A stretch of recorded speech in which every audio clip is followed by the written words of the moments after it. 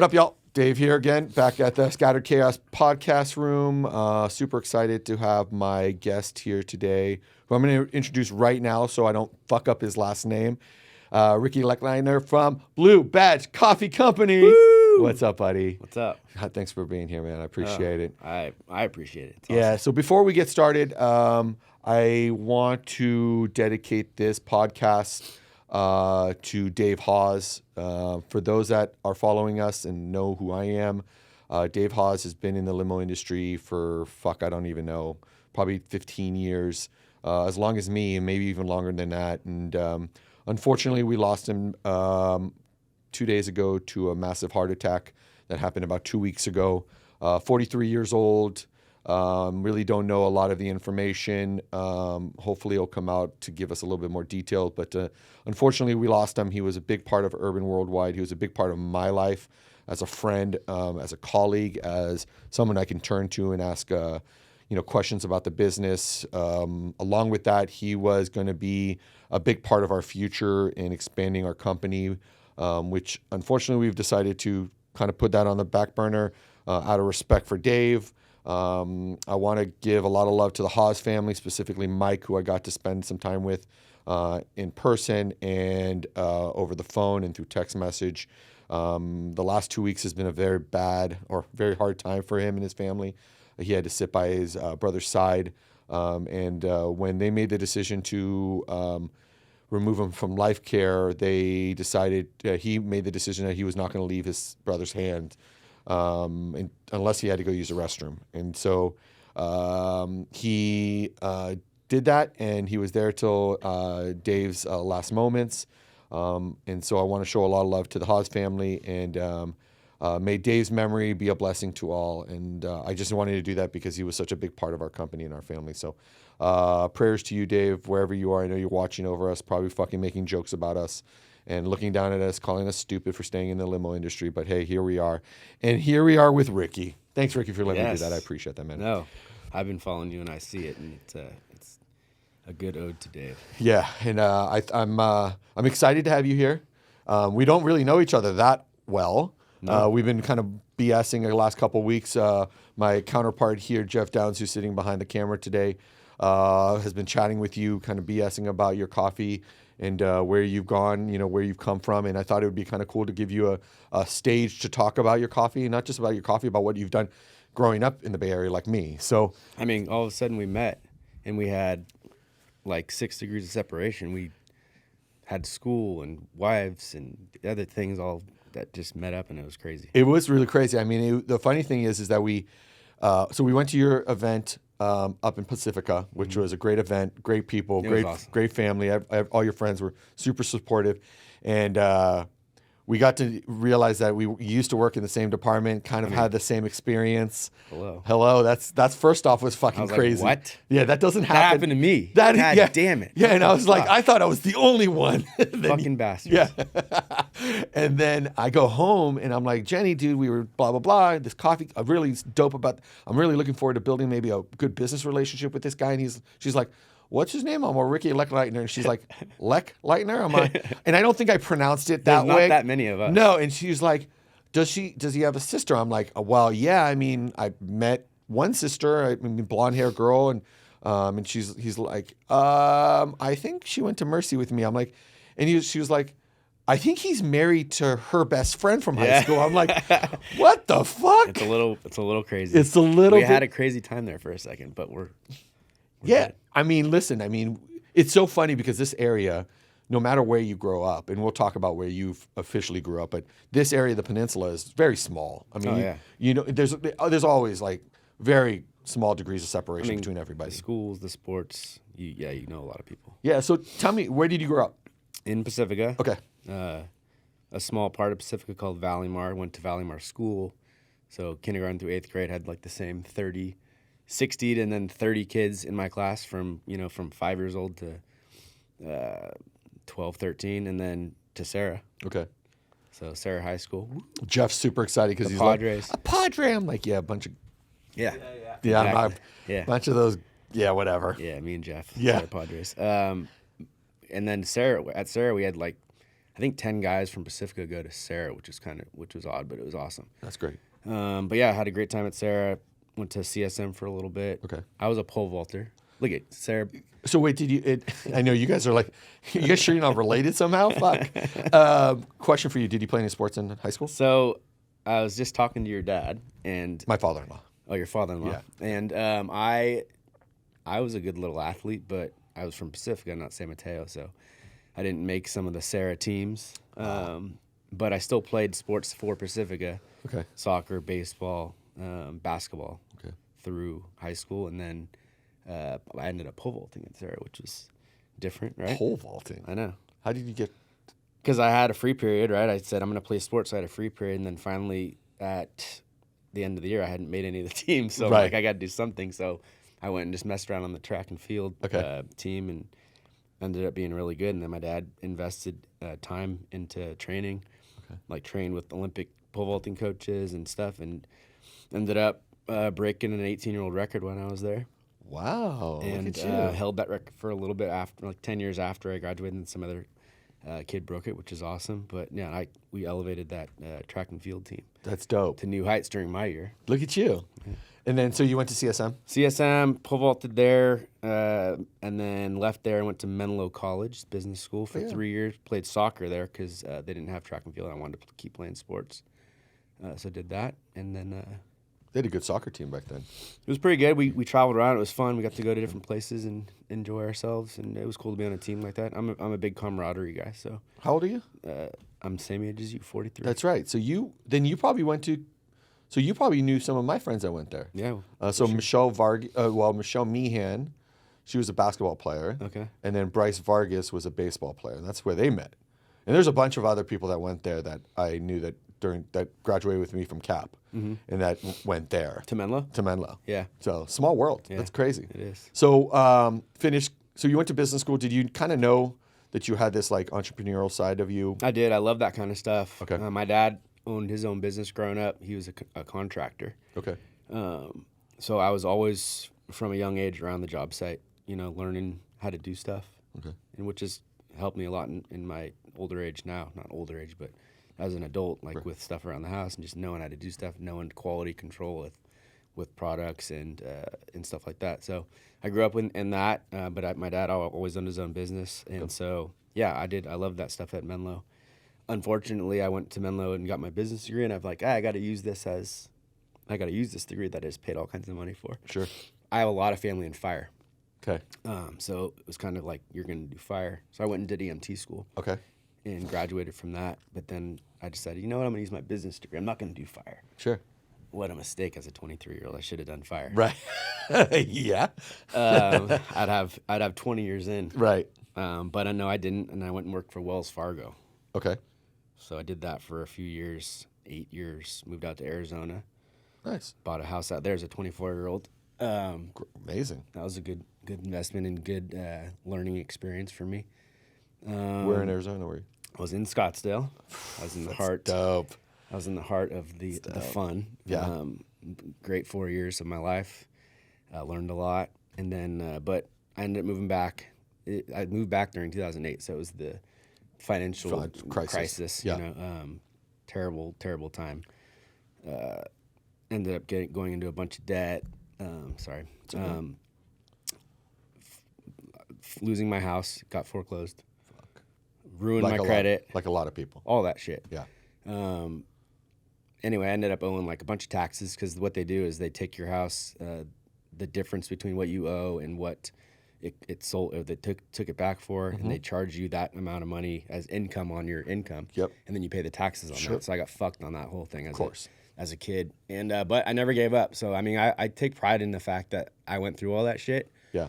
And I moved back home. I couldn't find a job. It was hard to do anything. I was kind of depressed. I had to use my 401k to pay bills. It was bad. And then I got taxed on that shit too. Right.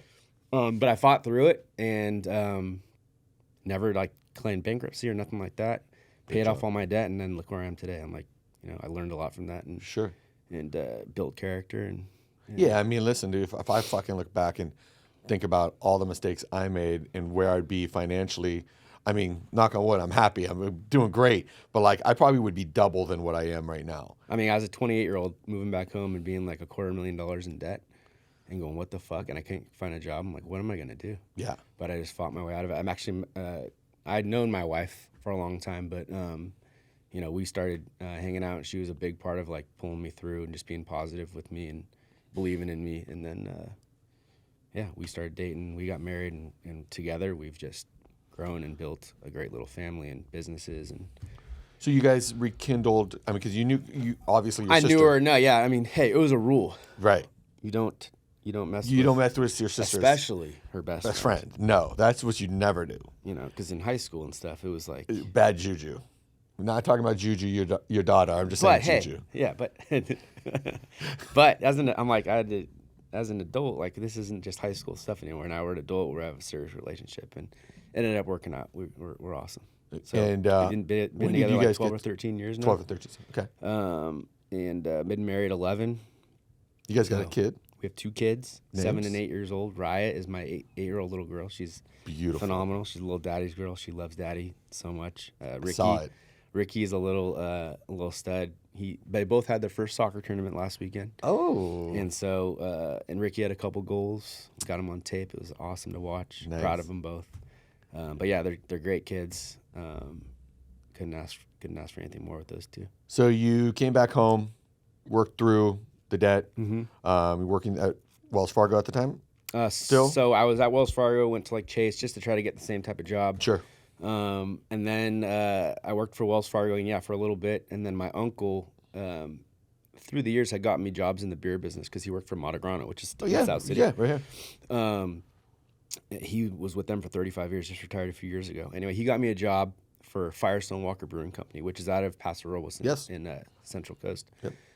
But I was the regional. I interviewed and I got the job as a regional manager up here in the Bay Area. So I did that for about three or 4 years, and then after we got married, and we're living in the city in an apartment building, my father-in-law was selling his grocery store business. Okay. And inside the grocery store was a U-Haul. He ran a little U-Haul side hustle. Okay. Out of one of the check stands, and he's like, I'm not going to sell the people who are buying this business 2 businesses in one. Right. Which one of the kids wants to take this over? Okay. So we go, we'll do it. The deal was we had to build our own store. Okay. So he owned the whole shopping center. Okay. That we were in. So we built out a store with our like wedding money and money that we'd saved, and we took that little U-Haul thing, check stand, over to our own little store where we sold moving supplies and boxes and all that, and we turned it from like a little $80,000 business to $250,000 business. We were the largest authorized dealer of U-Hauls in North America at one point. Wow, dude. Which, U-Haul like adds their service to your existing business. They take a lot of the money because it's their thing. They do the marketing, they do the maintenance, they do all that stuff, which is awesome. But you have customers like right off the bat. Sure. And so we just killed it. We expanded. We had all the trucks, and we were huge, and it was great for a long time. I ran that business up until a few years ago. I sold it off because I became a cop about 6 years in. Okay. I ran it for 10 years, but eventually it was just like I didn't want to deal with the not being able to be there, the employees, all that kind of stuff. So I sold it and moved on to full-time police and dad and coach and all that kind of stuff. So you, if I remember right, you went to the academy what year? Went to the academy in 17 in Cocoa County. Okay. So they kick your ass out there. That's fucking mean out there. It's mean. It's like military. It's almost worse than the North. It's based off of like the Marine Corps boot camp, or whatever they do. So, yeah, they're like spitting in your face. They're calling you all kinds of names. You fucking fat body, get out of that. Yeah. What's that dripping from your face? Is that gravy, you fat ass? Love it. Love it. It was great. And so you went through Cocoa County, and then did you get picked up from DC? So, no, Daly City put me through. Oh, they did? hired me first. Okay. They put me through the academy, Cocoa County. We went with 2 other guys, so it was 3 of us. We took turns driving out there we met at Daly City every day, drove out to Cocoa County at like 5:30 in the morning, got there. Because we didn't stay out there. We should have, but we didn't. We drove. We all carpooled. So it was every 3 days we drove. It was cool. Right. But great academy, learned a lot. Great RTOs out there and stuff, and worked for Daly City like you did. Yep. And then things happened, Right. got let go. And then my brother worked for Pacifica Fire. And he's like, dude, apply for Pacifica PD. And I'm like, I don't want to work in our hometown, dude. Yeah. I do. Well, yeah, but you're a firefighter. Everybody loves firemen. I'm not going to go be a Right. cop here. Like, anyway, he calls the sergeant, Glasgow at the time, and we talk, and what do you know, 3 months later, I'm hired in Pacifica PD. And how long have you been there now? Going on 5 years, Okay. and best decision I ever made. I love working in my hometown, actually. You know, we're old enough to where you're not like 21 and arresting your friends that you just went to high school with. Sure. We're in our 40s, and if we're arresting our friends in our 40s, then they deserve it. They deserve it, yeah. 100%. But I mean, but I'm the kind of cop that where I don't really care. Like, I try to teach lessons anyway, and I try to help those people. Sure. So if I'm dealing with my friends, I'm trying to help them as much as I can. Right. You know, and I don't know, that's what I love about Pacifica is I love the connection that I have with my community, my hometown, and they love their connection with me. I could feel it when I'm out there. So. It's probably nice that you can also go home. Because you guys Great. live there, right? You still live there. We live there, so I bought my parents' house after my dad passed away. It'll be Sorry 8 about years that. this January. That was rough, but yeah, we live there. So the house I grew up in. So my daughter is in my brother and I's old room, How crazy. which is dope. cool. That's dope. But yeah, I'm close to home. I literally live 2 minutes from my house, or sorry, work 2 minutes from my house. My kids go to Good Shepherd in Pacifica, so I can go see them, visit them at school. If Yeah. anything happens at school, I'm there. Right. And then, yeah, I coach and everything else there too. Where does your wife work? She works in the city, Okay. so she can still get home. You know, the Pretty city's quickly. only 13 miles away, so Right. she can get home pretty quick. But for me, working there and being there, it's awesome. It's awesome. And is your mom living in Pacifica still? Or she? My mom, so we remodeled our house a few years ago, and we had a tenant for a long time. Okay. My dad built an apartment there when he remodeled our house in the 90s. And so we had a tenant for a long time. Okay. And that person moved out, and we've had tenants in and out. But eventually I kicked out the tenant that we had there last. He was there for, I think, 5 years or so. He was a cop too. Okay. And then I remodeled the whole downstairs for my mom, so she has her own little space. Nice. So she has her own like little studio apartment, her own full kitchen, bathroom, living space, dining room. We share a laundry room, and but she's rarely there. She lives with her boyfriend in Pescadero. Okay.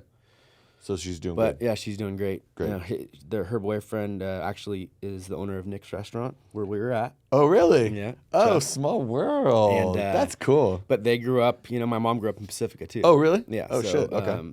So she knew Chuck for a long time, and my dad passed away from cancer. His wife passed away from cancer like a year later, and Shit. so they both kind of were there for each other, and it works out. It's great. Yeah, amen. I mean, I'm sad to hear about your dad. I mean, I lost my dad. I think we're going on 11 years, and brought him home from the hospital after getting a hernia surgery, and then my mom went to the store to get medicine for him. Came back and he was dead. Terrible. Yeah. I have the same kind of experience that your friend's family had, where we had my dad at home because he had a brain tumor. Yeah. And so we tried everything we could. He went through chemo and radiation and all that kind of stuff. And then eventually, you know, nothing worked. So we had him at home, and we took care of him as much as we could until his last breath. So Yeah. I was there with him for that. That's rough. Sorry to hear that. I mean, I can't. I always say that it's like one of the hardest things that ever happens to you, but it's one of the things that makes you that much stronger. Because I mean, I want to believe that like my dad instilled a lot of business shit in my head that I didn't even know. I mean, if you asked me while I was a cop, and when I was working for Jeff, there was no way in my mind that I ever thought I was going to be a business person. Yeah. I thought for the rest of my life I was going to be a police officer. And I remember having lunch with him at Grapevine or dinner at Grapevine together, and I was like, Nate, this is the best fucking job in the world. Why would anybody want to leave? I mean, we had our, not with him, but I had my differences with people at the station just because my personality is a certain way. Obviously, like a type A owner kind of thinking, not a type A only. And so I clashed with a lot of people there. The old timers I was totally fucking cool with. Me too. Right? The old timers were the best because they respected the hustle, and they didn't care if you wanted to hang out and drink, and they wanted you to do the job the right way. And I thought some of the newer school guys were like, let's do it our way because the old way is not the right way. And it turned out to be like the complete wrong way what they were doing. But they were the ones who succeeded. So God bless them, knock on wood, that they continue whatever they want. Yeah. But when I left and took the hiatus, it was kind of like that, oh shit, I've got an entrepreneurial bone in me. And meeting Jenny's godfather changed my whole life in the sense of business. I mean, this is probably the smartest man I've ever met in business. And I mean, I've met a lot of great people. And I don't say that just because I consider him my godfather, but Jenny's godfather. This dude could turn any situation into a positive situation. Like, he just knows how to do it. And yeah, he's been very successful, big time guy from Cisco. Taught me just a lot about how to think outside that mental box that we all have, right? Like, and so, once I start rolling, I was like, oh fuck, like this shit's easy actually.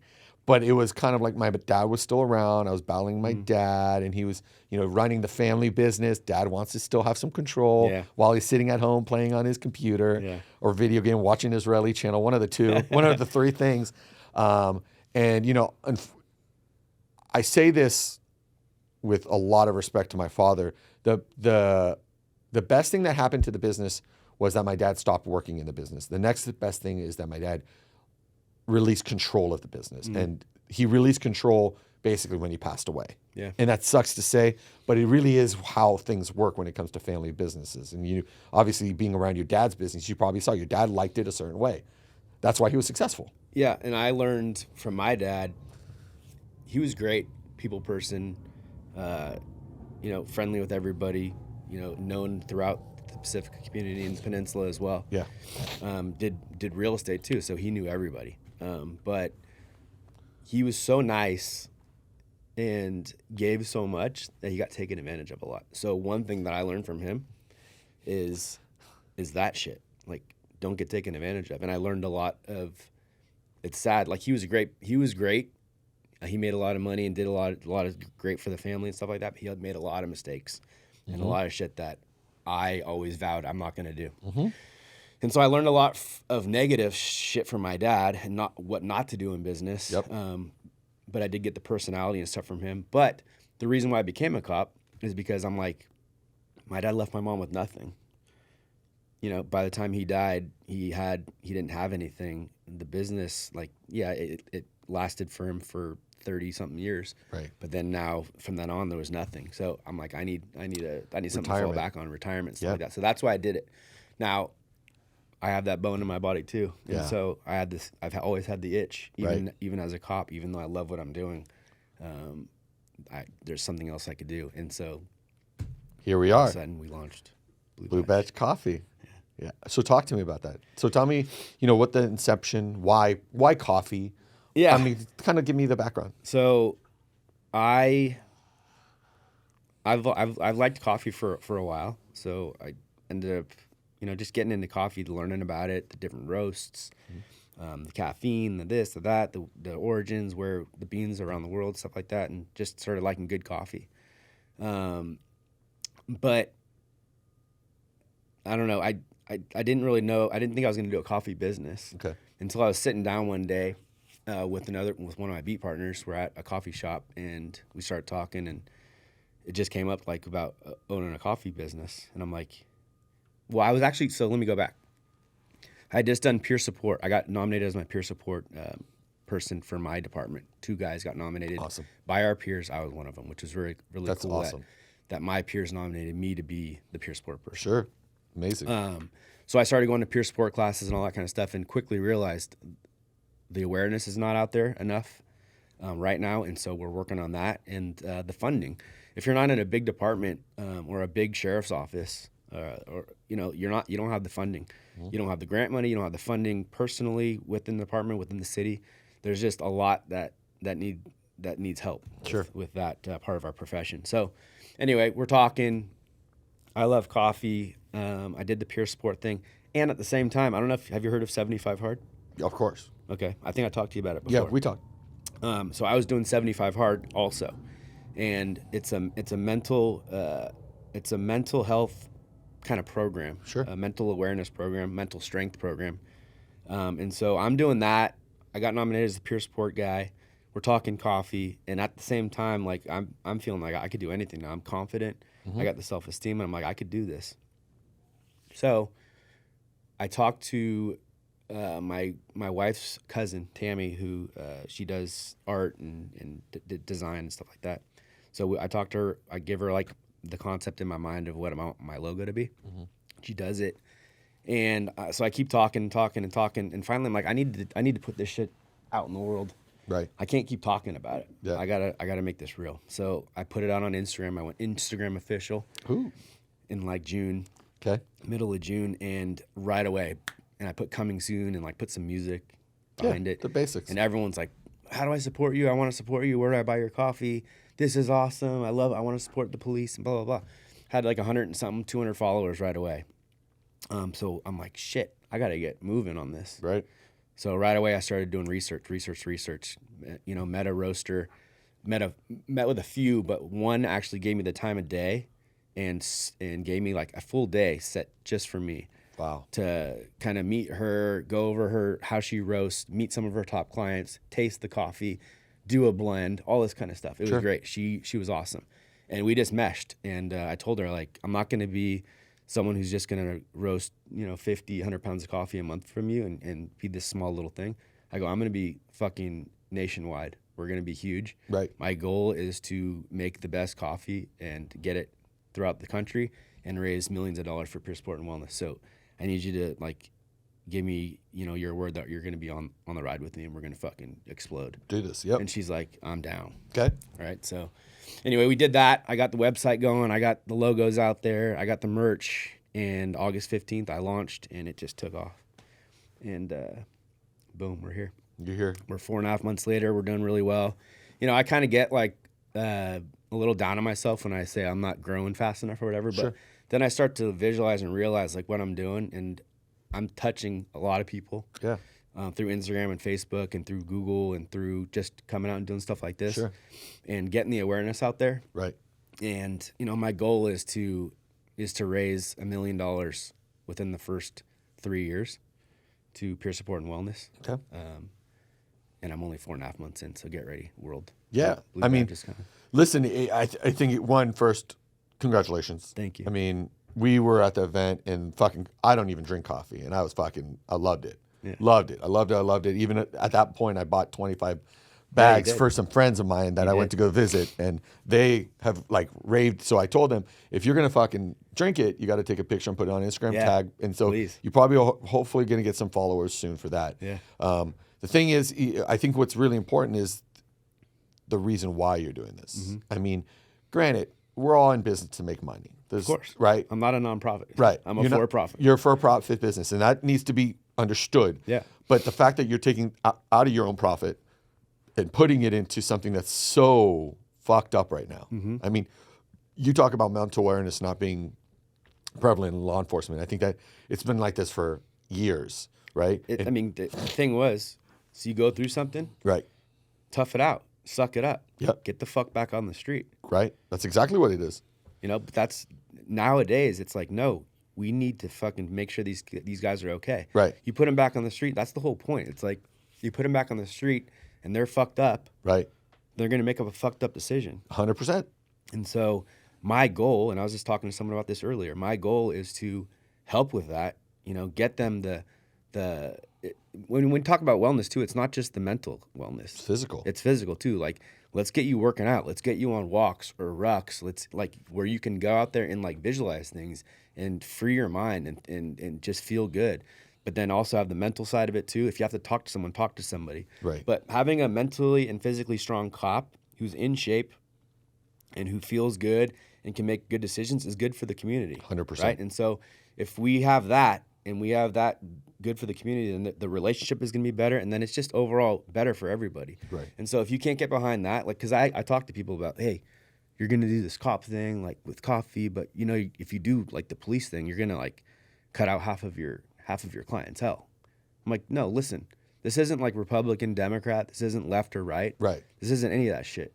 I'm not doing anything political here. Right. 100%. This is about police officers are out there on a daily basis putting our lives on the line for our communities. Yep. And we want the healthiest, mentally stable, and physically strong guys and girls that we can get out there. Sure. And so if you can't get behind me supporting that, which is in turn going to support our communities and our kids and bring it all together, Right.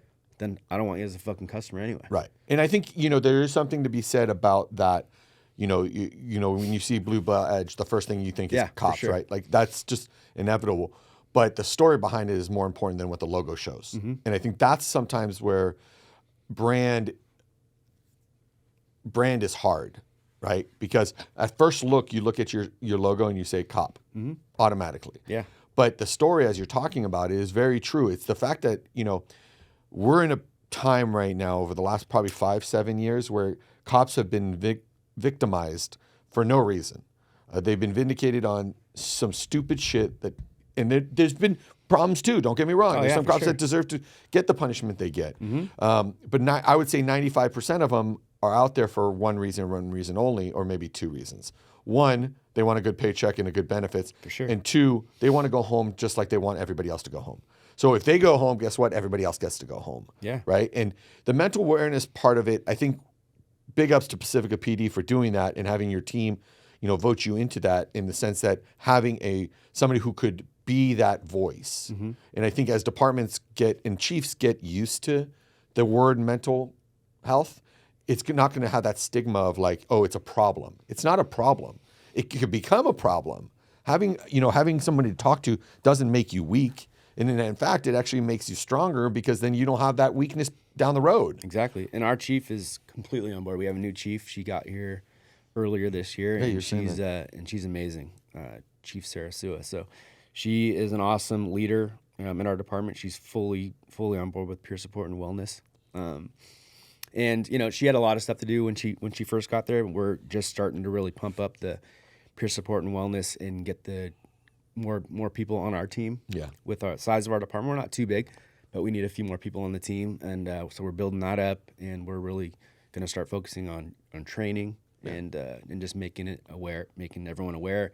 We got some apps that we're using, the Cortico app and stuff like that, so that we'll have resources available for our officers. But yeah, we're working on our gym and just different wellness things around the station. So it's really good. But we need the funding and this and that. So that's my goal. My goal is to, not just for Pacifica PD, but for agencies all around the country. Eventually, when I am selling enough coffee and merch and getting my brand out there and built, to have almost like a grant system where, hey, Palo Alto PD went through an issue. They had a suicide. They need some funds to get some wellness or some resources for their cops. Hey, I'm going to write Blue Badge and see if I can get like $5,000 for this. Hey, no problem. Boom, boom, boom, boom, boom. Here's $5,000. And we helped out an agency. It's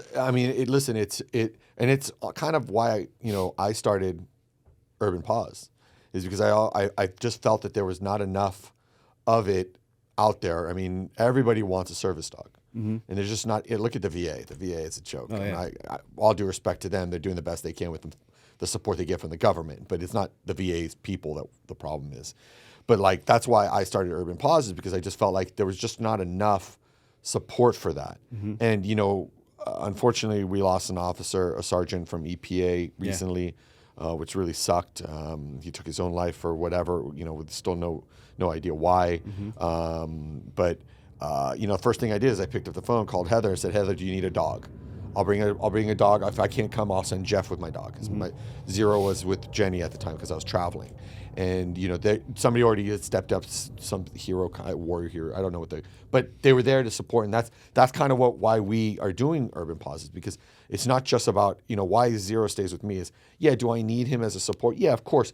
Am I way better now than I was a year ago before I had him? 100%. I mean, over the last 3 months, I would say he's changed himself to change me. Yeah. And so now I feel confident enough that I could bring him to support other people, because he's in tune with it. But it's important what you're doing, because first of all, building the brand is the hardest thing. Getting it out is even bigger. And you're kind of a one-man shop right now. I am. And so, why I brought you on here is because what you've done with one person, you need to be commended for that. And you need to realize that, and you probably don't realize it a lot, because you probably look at yourself like, oh, fuck, I'm not big enough. I haven't grown fast enough. Let me just tell you, there's going to be one day the light switch turns on and you're going to be like, oh, fuck, why am I doing this? Because you're going to be so busy, you're going to look at like, how am I going to manage? I need to hire people. And the best part about having a business is the employees. Yeah. I love my employees. I love my team. I love everybody that works for me, but they are also a liability for me, right? And when you're talking about your situation, hopefully you could expand to a point where like maybe your mom gets involved, or your father-in-law, your mother-in-law, those kind of people who will support the core. What I plan on doing too is hiring retired police. Dude, I want to hire police to help send out this message, make awareness, Sure. and grow the brand. And I think that brings up a good thing because what I've seen is when they retire or anybody retires, they start to slow down. Yeah, they need something. They need something to keep their brain active. Yep. And especially law enforcement, we're so used to like moving and grooving that if we slow down, we start to get lost, and then alcohol gets involved. And exactly. What's the average life after retirement? Like 3 years, 5 years? 5 years, yeah. So when you give them this opportunity to do something and have a purpose. Right. A good purpose. And hey, it's for wellness and peer support and stuff, which we all need after retirement. Right. The guys need while they're working. Right. Let's do it all together. Sure. So if I can hire people that are going to be going through that, shit, it's a win-win-win. Yeah, that's on that topic really quick. That's why I started Urban CQ, was for that. One of the reasons was because I was seeing my friends who are retired are like, oh, I got nothing to do. And I would say, hey, come drive for me. Yeah. And they say, yeah. And then they get kind of stagnant in their ways. This will give them a more outlet they understand. Yeah. Because whether you're in a law enforcement or you're in private patrol or you're in executive protection, the reason you do it is because you want to keep people safe. And so when you're ready, the reason you leave law enforcement for whatever reason, or you retire out, you need to have another purpose. And another purpose is protecting people. And you see a lot of the guys, even the guys from Daly City, Bochi and all these guys that were in, they all like working for companies that, protect Apple stores. Just because they have a reason to get up, put on their, BDU pants and their polos and feel like they have something to do. And that's important. I mean, and so I kind of want to switch a little bit because I want to talk about coffee because that's kind of, that's what. So talk to me about the process. Like how did from like the start to finish, you decided you're going to do this, and then you met this fine lady. Yeah. And then how did the process go? So I met her, and I just wanted to make sure that we were aligned. My goal was to do a premium product. So no matter what, I want to do a premium coffee. I want to do premium merch. I want to do premium everything. Okay. I want to be in like the premium space as far as when people buy, like, okay, for me, I go on Amazon, I look for, I don't know, a freaking electric toothbrush, right? I go on there, I put electric toothbrush. 50 of them pop up. There's like a $5 one, there's a $10 one, there's a $20 one, there's a bunch of $30 ones. Which one are you going to buy? I'm going to buy the one that has the highest stars. Yeah, and it's probably one of the more expensive ones. Sure. I'm not buying the $5 one. I don't want that. Right. I want something good, and I feel like there's a lot of people in our profession who think the same way as me that want that premium product. Sure. So I price myself up there, but I also want to give them the bang for their buck. Yeah. So I told her, like, I want organic and I want chemical free and I want like fair trade and all that kind of stuff to where I get a premium product. What do you mean by free trade? Fair trade, sorry. Just there's everything out in the market is fair. So when everything is sold fairly to. Oh, so everybody gets the same kind of, okay. And then chemical free. There's no chemicals or anything grown, no sprays or nothing like that on any of the beans, and it's all organic. So any of the stuff I'm buying is organic. Okay. And when you have a product like that or a bean like that, and then you roast it, you're gonna get some good shit. Right. Because there's a lot of companies that you see $6.99 per pound, $5.99 per pound. You're not getting good shit. Right. It's mass produced. Yeah. So and they get it mass produced because they're using chemicals and shit to grow their stuff. Right. I don't want that. I want it grown the right way. Right. And I want it organic and good so that when you're drinking a premium cup of coffee, it feels good, it tastes good, and you're getting the bang for your buck. So I was all about that. She's all about that. So when we buy from our wholesaler in Emeryville, like, we go for the premium shit. Okay. Now, she roasts for me, and she is a master at her trade. Okay. I mean, like, if you look at roasters these days out there they're selling nowadays, okay, they're all computer-based. If you know anything about coffee, you drop the coffee bean in the roaster. Okay. You click, okay, I dropped it at this time, at this point. the temperature goes down, then all of a sudden you're roasting the coffee, the temperature starts to rise. You hear first crack, Okay. which is when the bean starts to crack as it's heating up. So what does the bean look like? I mean, obviously I know what a. So a coffee bean is actually a cherry. So it's a cherry seed, basically. Okay. So Good. coffee beans are like the pit of a cherry. Okay. That's what it is. Okay. So when you are buying the product and they're taking the pit out, you see all the cherries. They're not edible cherries; they're Right. coffee bean cherries. But, Right. that's what it is. So they take the pits out, and those are your coffee bean. Okay. So when you get it, it's green. Oh, cool. Okay. Green or almost like a green beige. Okay. When you see a coffee like ground or in bean, a roasted bean like in your bag, it's almost black or Right, dark brown. right. Or if you get a light roast, it's lighter brown, but it starts off green. Okay. So when you buy a green bean, that's what they mean. Got it. You're not buying green beans. Right. Because if somebody said that to me, I'd be like, wait a second, I'm not drinking green beans. What the fuck? You're not getting your veggies. No, damn it. But so you're getting a green bean. Okay. You put it in there. Anyway, so you drop it. You got first crack. You're starting to hear it and see it. You only roast coffee for like between 12, 13 and a half, 14 minutes at the most probably. Okay. But anyway, a lot of these new ones have these computer screens where you're mapping out all these different things and different temperatures and different times. Mm-hmm. She has an older roaster where she's doing everything by hearing it crack, by seeing it. There's a little window in the roaster. You see the color change. Okay. There's a little tester. You Pull out one. Yeah, you pull out a few beans. You can Okay. smell it. You can feel it. You can see it. So she's doing all that, and she's good at what she does. And like if you ask, you said your friend said it, and everyone that I talk to, that your beans these are good. Yeah. And part of it is the product that we buy, and part of it is our process. roaster. Carrie is awesome at what she does. How long has she been doing? Do you know? She's been doing it for about 20 years. Wow. Okay. She took over the business, and so she runs it all herself now, and so there's a lot riding on her because she knows how to run that roaster. Right. But she's really good at what she does, and I really appreciate her. So how she's an individual person, right? Mm-hmm. Just one person, and you're talking about mass scale. Actually, let me go back before I go into that. So you roast the bean, Yeah. and so when I went to San Diego and you sent me the products because Yeah. I told you I wanted powder, everybody was like, "Hey, are these are they powder or is it not powder? Like, what is why is it such a difference in like?" Because it almost like I felt like it was kind of a snobby thing when they were like, "Oh, this is grinded already." So when you have a whole bean and you can grind it at home, Okay. you're gonna get that freshness of grinding it right there at your house. Got it. It's still she roasts it per week. Okay. And you're getting a nice fresh roasted bean every week. Okay. We roast to order, Oh shit. so we're dialed in that way. Okay. She has a 150-pound roaster. She does a lot at once. She also runs her own company. Okay. And she does me, but we roast to order, and so she's constantly roasting and getting stuff done. So you're getting a fresh bean all the time. Is she doing the packaging and everything? So yes, she does the packaging for me. We have a pretty good setup. She Dude, you got lucky. she roasts. I mean, I pay her a good amount to do what course she you do. does, but I mean, I'm a full-time cop. I had to find someone that was going to be a good partner for me. Right. And so she roasts for me, and then she packages, and she fulfills shipment for me on coffee. And if it needs to be ground, she grinds, and if it's whole beans, she just puts the whole beans in and ships it out. And if you put an order in, we're faster than Amazon guys. You put an order in for Blue Badge, you're getting it the next day. I will vouch for this.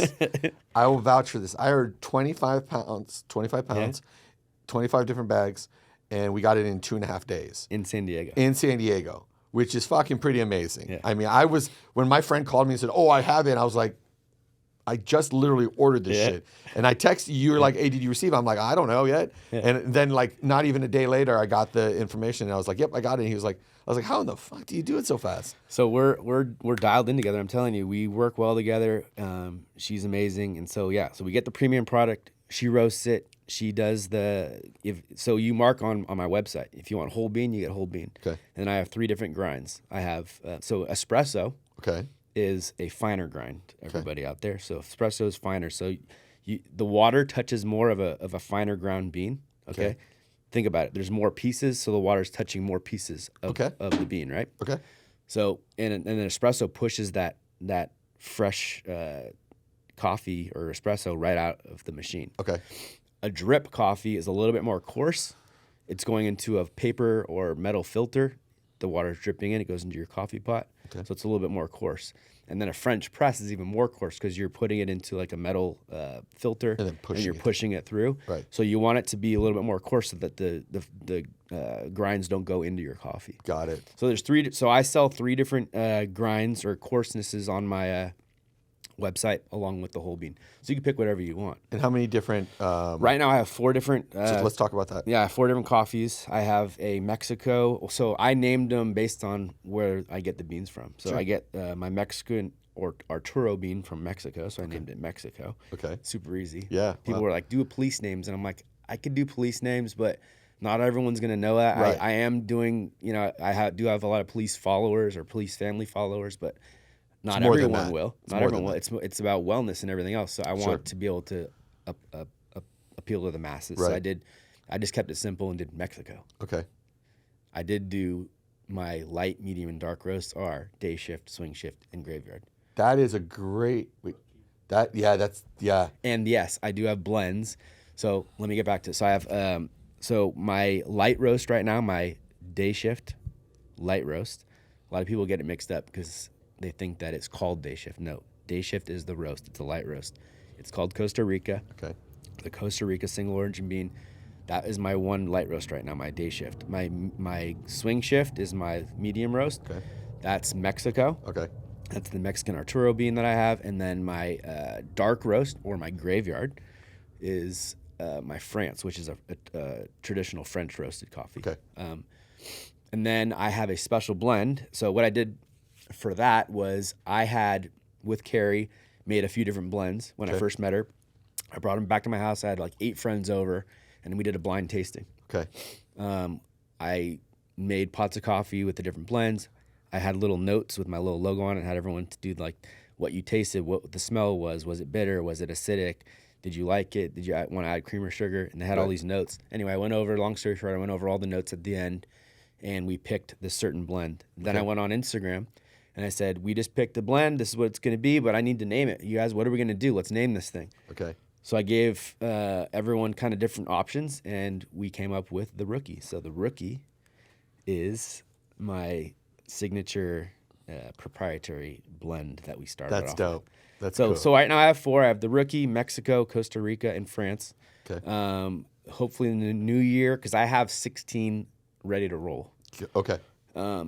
I just released the 4 because I didn't want to like overwhelm everyone with 16 different types Sure, of coffee. smart Like, move. let's just do 4. Let's let you guys try it, and then we'll slowly release 3 or 4 more, and then 3 or 4 more, and we'll do that. So, in the new year, I have some big plans. This like you said, I try to stay positive. I'm a positive person. I know. I want to stay positive and be like, look, this first 4.5 months, 5.5 months is this is my launch year. Yeah, it's a launch pad. It's my launch year. Yep. I'm getting my name out there, my logo out there. People love the logo. Like I was at a Mercy High School event the other night. So you think my Knicks event went well, right? Because everyone was there to support me. Right. So I sold a lot of shit. Right. A lot of coffee, a lot of merch. Right. I go to Mercy and it's like 8 times the amount of people. So I'm like, I need to bring a fucking ton of coffee to Right. this thing. Right. Well, I failed to realize that there's 800 people there, but they're there to see like 80 vendors. Right. Right. Not just Blue Not Badge. just you. So I brought all this coffee. I didn't sell double what I did at Nick's, but I still did well. And I did. That's great. Out of the 80 vendors there, I sold $1,600 worth of coffee and merch. I That's still fucking killed great. it, right? In like 3 hours.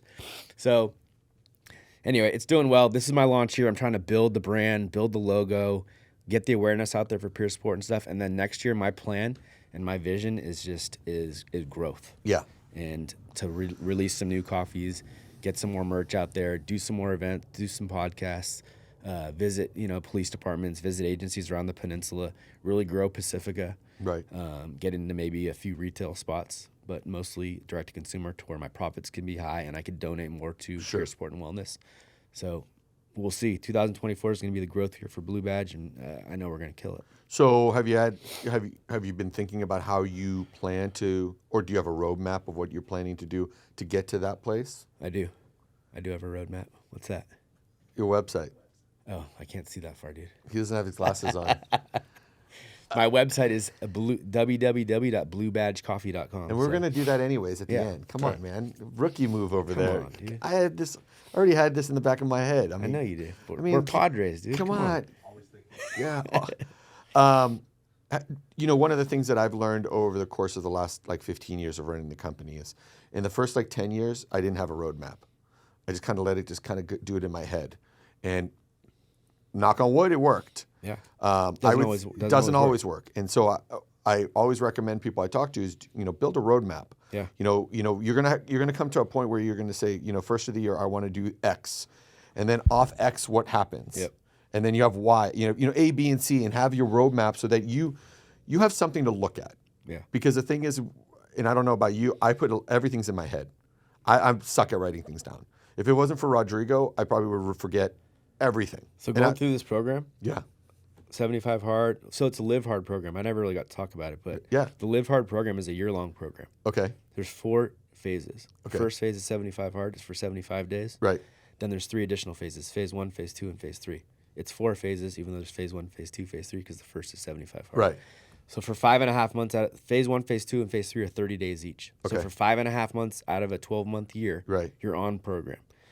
I'm on program right now. This is day 30 for me of phase 1. Okay. It was really hard, but my aggressive time management skills really kicked in, and I killed it. Really. I fucking killed this phase 1, and I'm proud of myself. Good job. But that being said, the reason why I brought it up is because I'm reading books. Part of the thing is to read. Yes. And so I haven't read a book since high school, Jeff, since Sarah. We were just talking about this. And so I read every day now, and I've read entrepreneurial books. I've read Jocko's books. I read business books. I'm on my 3rd book right now. And so, yes, I'm learning about business, even though I had the business stuff from my dad and running my own business before for 10 years, but I'm learning all kinds of new stuff about this. Yeah. And I have a roadmap. I have stuff written down. I journal every day. I have a lot of cool stuff. So I'm there, and Good. it's gonna be good. I do got to dial stuff in and really dial down dates and be more aggressive with it, but we're getting there. Yeah, and the other thing is I would recommend is tapping into people who are willing to help and really understand your world that you're in right now. Somebody like me, I'm a service-based business, Yeah. not a product-based business. So it's a little bit different, right? For sure. Obviously, entrepreneurs are entrepreneurs, but so as we're almost concluding this, what's next? Where do you see Blue Badge? Let's say, where do you see Blue Badge in 5 years? So this is just the start, you guys. In order for me to make the mark on peer support and wellness in my profession, like I want to, like I'm going to, coffee was my intro. Yep. So Blue Badge is going to be a brand, a nationwide, a worldwide brand. It's going to be a lifestyle brand. We're going to dabble into a lot of different stuff. Mm-hmm. So my first is coffee. The natural progression is tea, cold brew, and hot chocolate for kids. Yep. And everything's Blue Badge, Blue Badge hot chocolate, Blue Badge tea. But then I'm going to get into what I want to do is I want to have a full beverage line for police departments, for agencies all around the country. So I want to be in your vending machine, in your break room. I want to see Blue Badge iced coffee. I want to see Blue Badge water. I want to see Blue Badge energy. I could already see it. It's in there. Right. It's going to happen. So it's going to be a whole beverage line. Nice. And then with wellness and stuff, I don't know, 5 years, I'm probably going to stick to beverage. Yeah. 10 years, I'm looking like Blue Badge Entertainment podcast. I'm going to have Dave on my podcast. Be nice. We're going to talk about stuff. That'd be dope. I'm down for that. I'm going to do Blue Badge Fitness, and we're going to talk about, physical fitness and mental fitness, all that kind of stuff. It's just going to explode into a huge lifestyle brand. But right now we're doing coffee. We want to perfect coffee. Sure. And get that out there, especially in my hometown, and then throughout the peninsula, and hopefully it starts to spread, like you said, through agencies throughout the country, and then we get tea and hot chocolate and cold brews. A lot of guys like cold brews. Yep. It's easy for guys to go into a vending machine and grab a cold brew and take it out in their patrol car. So we're gonna do it. That's the plan. That's awesome, dude. I'm so proud of you. I mean, I mean, I thank Jeff because he's the one who connected us, all three of us together. Yeah, it was meant to be. It was meant to be. I mean, one, you guys are padres, and two, we have connection that we didn't even know. I mean, being the same age, and then our wives being the same age and going to school together. Like boom, boom, boom. It was just fucking crazy. It was such a cool event at Nick's. And Yes, it it was was. really cool to meet you, and then for you to support me like that and get it to your friends down there. That's the thing is I'm not going out there and paying like all kinds of money. I don't have the money for all that. I'm a cop. Right. I do my thing. I'm a coach. I'm trying to build this thing, you guys out there in the camera there. I'm doing this organically through friends and family and through supporters. Yeah. So follow me on Instagram. What's your Instagram? Go ahead, give them everything. My Instagram is at Blue Badge Coffee Company. So go follow me on Instagram. If you visit the website, www.bluebadgecoffee.com, try it. Buy a pound of coffee. Try it. And I guarantee you, Matt, 99% you're going to like it. Okay, you're gonna like my coffee. It's really good coffee. I'm telling you, I don't even drink coffee. I'm not a fan of coffee, and I really enjoyed it. I've got nothing but positive feedback on the coffee. And if you don't like one, like sometimes my wife's like, I don't like that one. Guess what? I have 4 different ones right now. You'll like one of them. I guarantee you that you're gonna like one of them. And when I have 8 and 12 and 20 and 16 and 20 of them, you're gonna really like one of them. And then look at the merch. Like, really? Look at the merch, not the person, guys. Why would you not want to wear this out there?